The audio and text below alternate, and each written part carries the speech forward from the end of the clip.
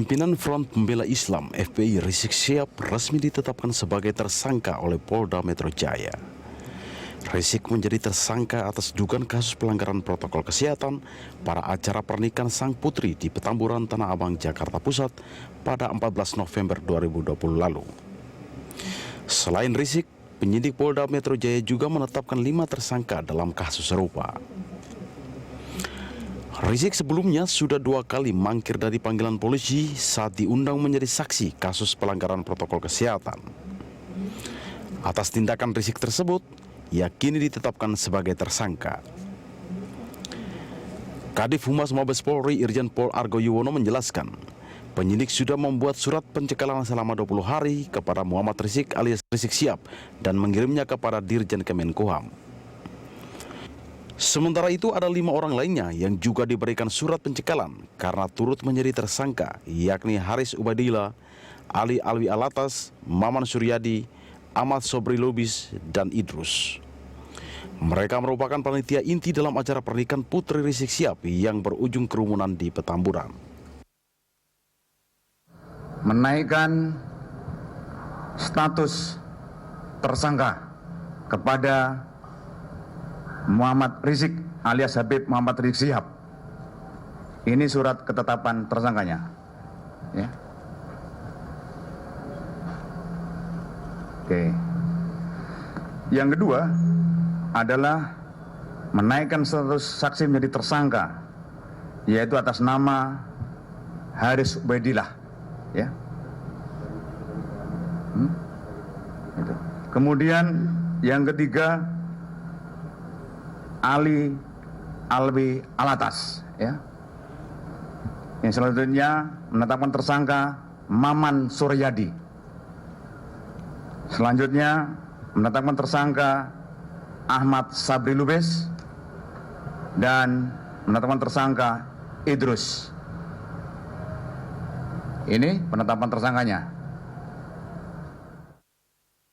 Sementara itu, Kapolda Metro Jaya Inspektur Jenderal Fadil Imran mengatakan, polisi telah menetapkan 6 tersangka dalam kasus pelanggaran protokol kesehatan. Pihaknya bakal melakukan penangkapan terhadap Imam Besar Front Pembela Islam Rizik Syihab. Meski demikian, Fadil enggan mengungkapkan keberadaan Rizik saat ini serta rencana penangkapan. Penyidik Polda Metro Jaya akan melakukan penangkapan. Saya ulangi, terhadap para tersangka, penyidik Polda Metro Jaya akan melakukan penangkapan. Terima kasih. Penyidik sebelumnya telah meningkatkan status perkara kasus hajatan Rizik dari tahapan penyelidikan ke penyidikan. Dalam kasus ini, penyidik mempersangkakan calon tersangka dengan pasal berlapis. Berdasarkan hasil gelar perkara, penyidik mempersangkakan calon tersangka dengan pasal 93 Undang-Undang Nomor 6 Tahun 2018 tentang kekarantinaan kesehatan. Selain itu, calon tersangka juga dipersangkakan dengan pasal 160 dan 216 Kitab Undang-Undang Hukum Pidana. Tim Liputan Berita 1. Belajar dari kasus kerumunan Rizik, pemirsa, itulah topik dialog kita pagi ini. Polda Metro Jaya resmi menetapkan pentolan FPI Rizik Syihab sebagai tersangka dalam kasus dugaan pelanggaran protokol kesehatan bersama 5 orang lainnya. Kasus ini tentu memberikan edukasi bagi setiap warga negara agar patuh dan taat terhadap protokol kesehatan di tengah pandemi. Dan untuk membahasnya, kita sudah terhubung dengan Kabak Penum Divisi Humas Polri, Kombes Pol Ahmad Ramadan. Selamat pagi, Pak Ahmad. Selamat pagi Mas, selamat pagi pemirsa. Oke, baik Pak Ahmad, ini kita akan membreakdown cukup banyak terkait dengan penetapan Rizik Syihab akhirnya sebagai tersangka terkait dengan kerumunan yang terjadi di masa pandemi. Tapi sebelumnya saya ingin memastikan dulu apa sebetulnya dasar-dasar penetapan Rizik Syihab ditetapkan sebagai tersangka oleh pihak kepolisian. Ya, yang pertama seperti pemberitaan sebelumnya bahwa penyidik Polda Metro Jaya itu telah melakukan pemanggilan sebanyak 2 kali. Oke. Pemanggilan pertama yang bersangkutan mangkir. Pemanggilan kedua pun demikian mangkir. Maka pasca penetapan tersangka dengan tegas penyidik Polda Metro Jaya, Kapolda pun telah mengatakan akan segera menangkap MRS. Dan kami sampaikan sekali lagi bahwa telah dilayangkan surat ke imigrasi untuk cekal selama 20 hari. Tertanggal surat 7 Desember 2020. Kemudian tentang keberadaan yang bersangkutan, kita memberi ruang kepada masyarakat yang ingin membantu, memberi informasi dengan nomor HP 0812 842 988 228, dan kami telah umumkan nomor HP tersebut. Oke, Pak Ahmad, ini dalam proses pemanggilan Rizik Syihab sebagai saksi ketika 2 kali mangkir, ini apa kendala yang ditemui oleh petugas di lapangan? Kendalanya yang bersangkutan memang tidak kooperatif. Oke. Tidak mau hadir dalam pemanggilan tersebut. Itu kendalanya dari pihak MRS itu sendiri. Oke.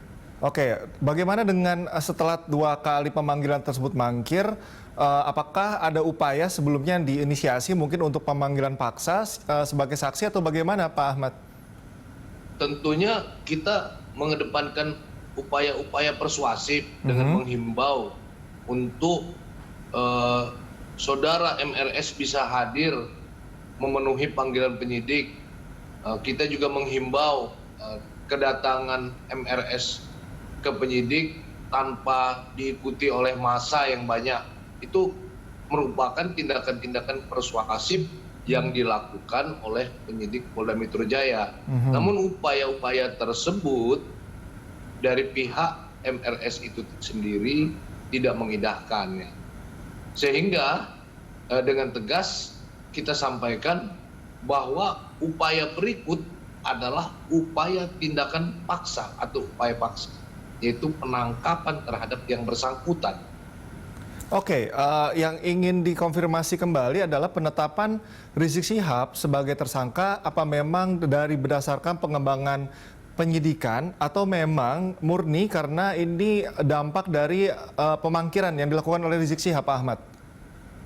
Ya, tentunya sebelum kita melakukan pemeriksaan terhadap MRS itu sendiri, kita sudah melakukan pemeriksaan terhadap saksi-saksi lain, kemudian ada petunjuk-petunjuk lain, ada bukti-bukti lain yang mengarah kepada penetapan MRS itu sendiri sebagai tersangka.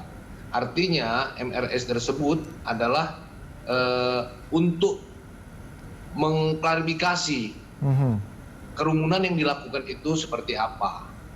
Itu kira-kira. Oke, kalau kita dengar dari statement dari pihak FPI, Pak Ahmad, ini kan sudah seperti menawarkan untuk jalan dialog begitu kepada semua pihak, termasuk dengan kepolisian. Bagaimana pihak kepolisian menanggapi ini? Ya, dialog itu kita terima, namun penyidikan tetap berjalan. Jadi yang kami minta, dialog-dialog tersebut bukan berarti membatalkan daripada kegiatan-kegiatan penyidikan yang telah kita lakukan.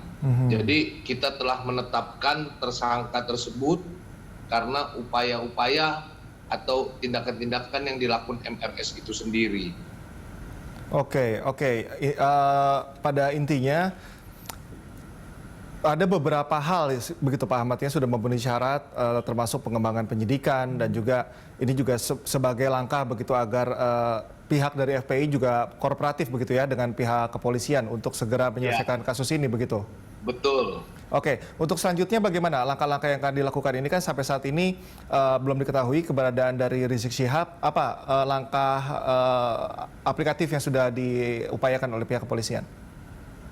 Ya, kita terus melakukan upaya pencarian ya. Ya tentunya menggunakan investigation, scientific investigation. Juga upaya-upaya persuasif tetap kita lakukan. Artinya himbauan itu kita tetap minta kepada pihak MRS itu sendiri, kalau yang bersangkutan bisa hadir gitu. Namun bila tidak, kita akan tetap lakukan pencarian. Jadi ini adalah bagian kita sudah membatasi ruang gerak. Itu seperti kita melayangkan surat cekal.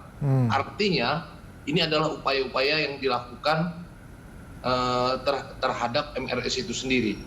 Harapan kami pihak MRS itu bisa kooperatif dengan langkah-langkah yang kita lakukan.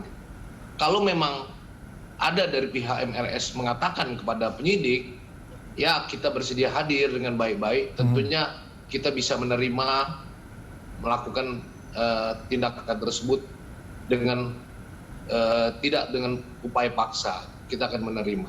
Oke, sudah ada upaya. Namun, sampai saat Oke, silakan dilanjutkan, Pak Ahmad.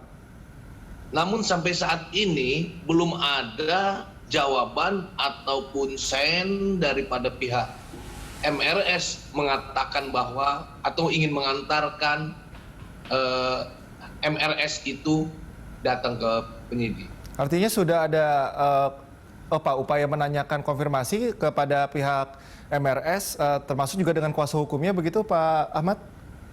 Iya, tentunya sudah. Oke, apa respon dari pihak FPI? Belum ada respon untuk hadir. Oke. Ya, mungkin jawaban ingin mengajak dialog itu, tapi dialog silakan berjalan, tapi kita ingin penyidikan itu tetap berjalan. Oke.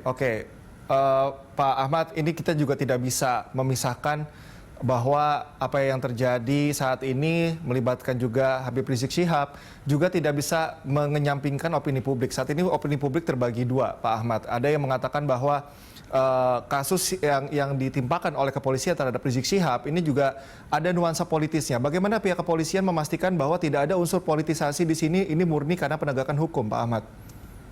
Ya, kami sangat memahami seperti yang dikatakan tadi. Tentunya untuk memastikan apa yang penyidik lakukan adalah penguatan bukti-bukti yang telah dilakukan. Ya, termasuk kasus ekses daripada persoalan itu sendiri, ya. Yang sekarang lebih ramai beredar gitu. Jadi penyidik bukan butuh pengakuan daripada si tersangka, tapi lebih dari itu pembuktian secara scientific investigation. Jadi kita penguatan itu bukan membutuh pengakuan dari tersangka itu sendiri, tapi bukti-bukti yang seperti yang telah diatur dalam hukum acara pidana itu yang akan kita tunjukkan. Oke, ada 6 tersangka, ada 5 lainnya selain Rizik Syihab. Pak Ahmad, bisa Anda jabarkan mungkin apa peran-peran yang dilakukan oleh 5 tersangka lainnya ini? Ya, selain MRS itu sendiri, ada 5 tersangka yang telah ditetapkan penyidik, yakni Haris Ubaidillah, yang kedua Ali bin Alwi Alatas, yang ketiga Maman Suryadi, 4 Sobri Lubis, dan 5 Habib Idrus. 5 selain tersangka MRS sendiri merupakan panitia, mulai dari ketua panitia, sekretaris panitia, penanggung jawab keamanan, dan penanggung jawab acara itu sendiri. Penetapan tersangka tersebut berdasarkan gelar perkara yang dilakukan oleh penyidik Polda Metro Jaya pada hari Selasa kemarin tanggal 8 Desember 2020. Sehingga semuanya dalam kasus di Petamburan ini ditetapkan 6 tersangka. Oke, baik. Kita akan lanjutkan perbincangan Pak Ahmad di segmen selanjutnya, dan pemirsa tetaplah bersama kami di Morning Talk.